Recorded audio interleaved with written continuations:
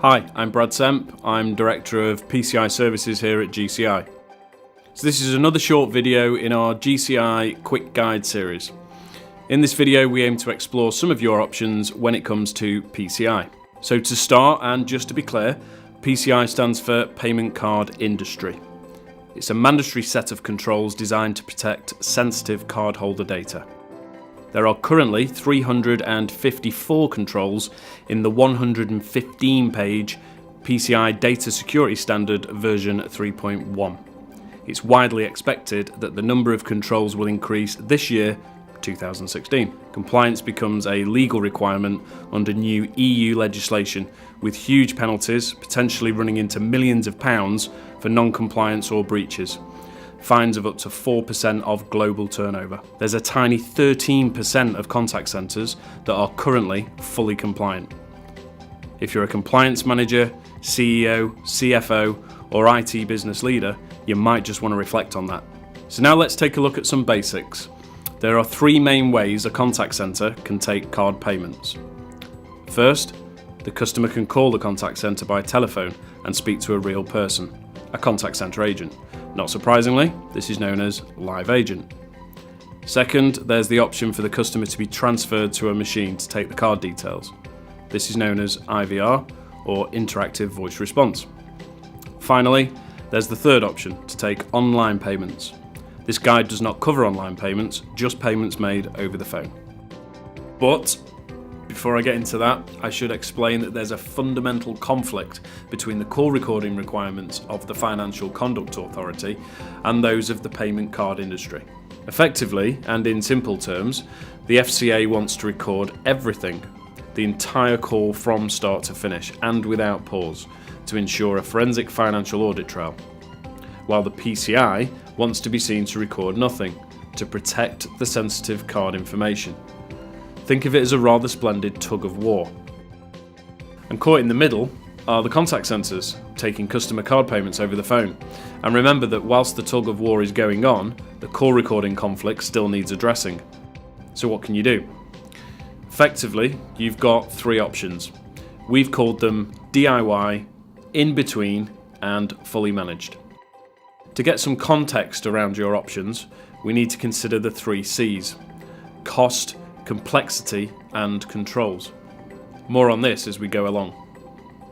So starting with the DIY option, this affects the whole office environment, the buildings, the processes, and the technology aspects. It requires the business, normally via the compliance manager if they have one, to address and comply with a huge 354 stringent controls. In our experience, this typically takes 12 to 18 months to implement and causes significant disruption to the normal operation of the business. Think of it as a complete home build. And we've seen offices go as far as building soundproof rooms and adopting paperless office environments to try and protect the sensitive cardholder data. These can only be seen as business restrictive controls. Okay, so now let's look at some in-between options, and let's start with a cautionary note.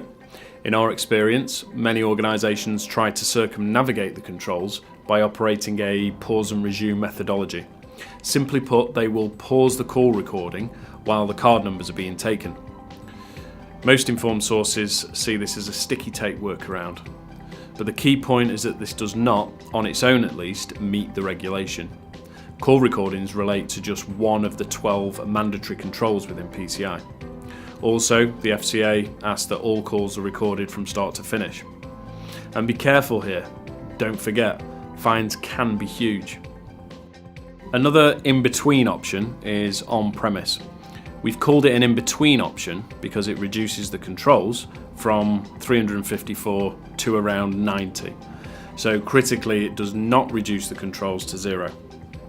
It involves installing PCI equipment into your own environment, in some cases within your comms room, data center, or agent desktop environment.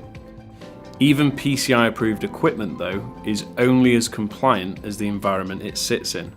So unless your environment is already accredited, the equipment cannot be. You are therefore still required to get the whole environment certified. That can still require considerable investment, take many months, and cause significant disruption to your business. We have experienced some customers who really live to regret that one. So now to the fully managed options, like the ones that GCI provide. But enough of the disgraceful plug. What are these options? Well, the first option is IVR payments, interactive voice response. This is a great solution for some scenarios, including out-of-hours payment collection, or scenarios where an organisation has an objective to reduce agent talk time, which of course can bring some attractive cost reductions, but it's not for everybody, and just be mindful of the customer experience here. In some cases, if for example you're paying a £10,000 holiday, you might feel a shade niggled as a customer if you're then handed off to a machine to capture your payment. But in some cases it will be perfect. It really does depend on the nature of the business. The other fully managed option is Live Agent. We've called it Live Agent because the customer will stay on the phone with a real person from start to the finish of the call.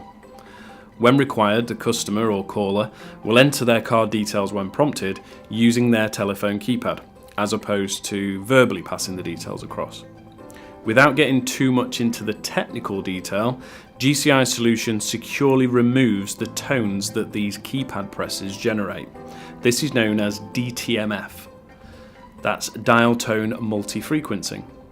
Simply put, without this, your card details will be audible on the call and can be hacked by equipment that's widely available for around $10 online. So this security measure is hugely important. The other point within GCI's Live Agent solution is that it's fully resilient.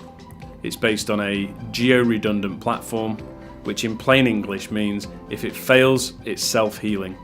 You will always be able to continue to process card payments. It's an interesting point because if you're using a third-party system to capture your card payments, and that is a single point of failure, a single platform, and that has an issue and it falls over, you will during that period be unable to capture payments. That's not the case with GCI. So to conclude, here's a single slide summary. The key point here is if you do it yourself, it's about covering the 354 controls. If you go for the in-between, that's typically 90 controls that you'll still need to address. But fully managed means that we reduce that burden down to just 5 annual controls. And in our experience, they can be completed in about an hour. Okay guys, well thank you for your time. Thanks for watching. Please let us know if we can help. This is Brad SEMP, PCI Director at GCI, going for a lie down.